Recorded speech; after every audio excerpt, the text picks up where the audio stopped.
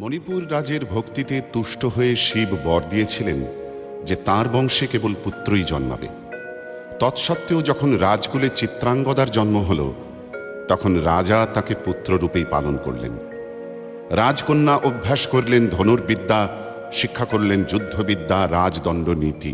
অর্জুন 12 বর্ষব্যাপী ব্রহ্মচর্যব্রত গ্রহণ করে ভ্রমণ করতে করতে এসেছেন মণিপুরে। তখন এই নাটকের আখ্যান আরম্ভ।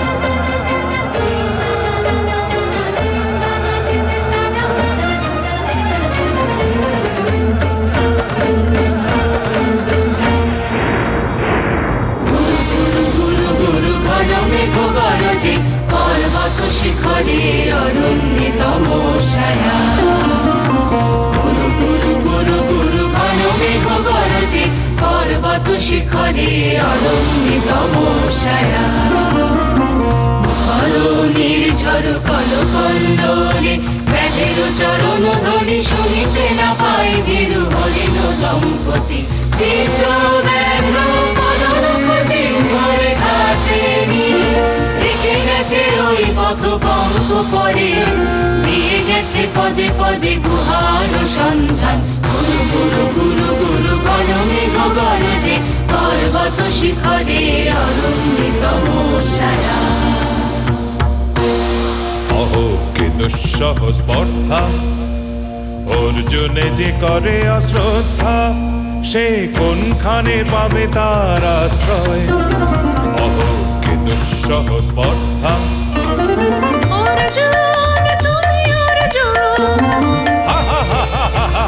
বালকের দল আর গলে যাও চলে নাই ভয় অহো কি অদ্ভুত কৌতুক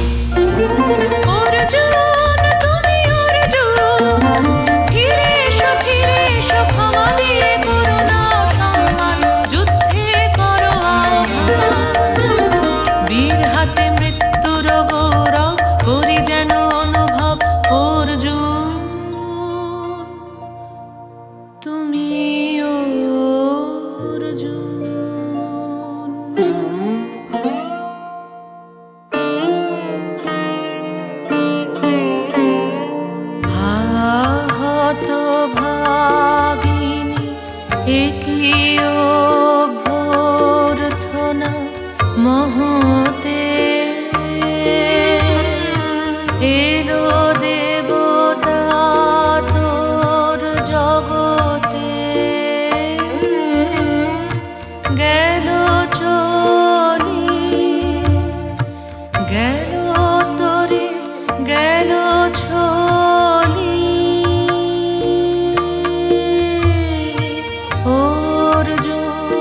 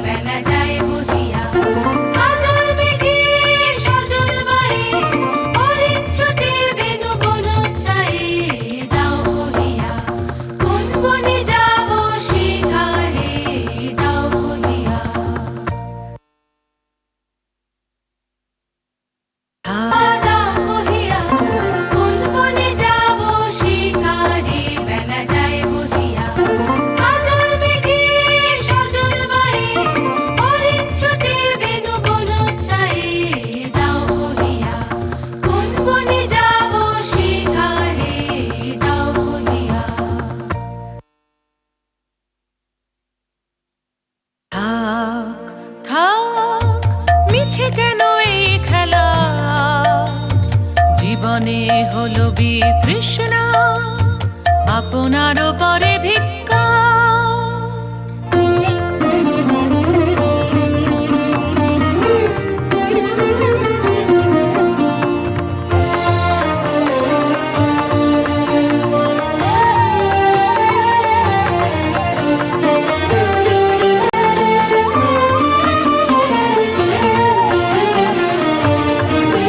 ওই ঝড় নেমে আয়, আয়, আয় রে আমার শুকনো পাতার ডালে ওরে ঝড় নেমে আয়। এই বরষায় নব শ্যামের আগমনের কালে ওরে আয়, আয় রে আমার শুকনো পাতার ডালে ওরে ঝড় নেমে আয়। যাও দাসী যা প্রাণহীন যা আনন্দ হারা, চরম রাতে অশ্রুধারায় আজ হয়ে যাক সারা অশ্রুধারায়।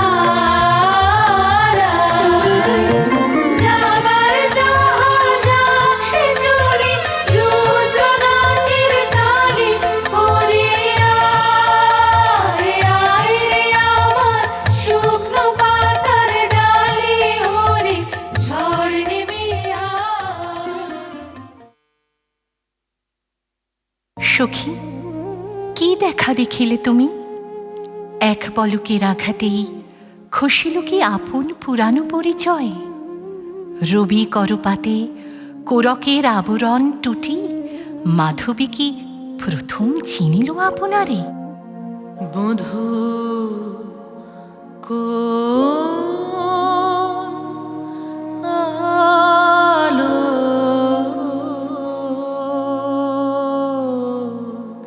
লাগলো,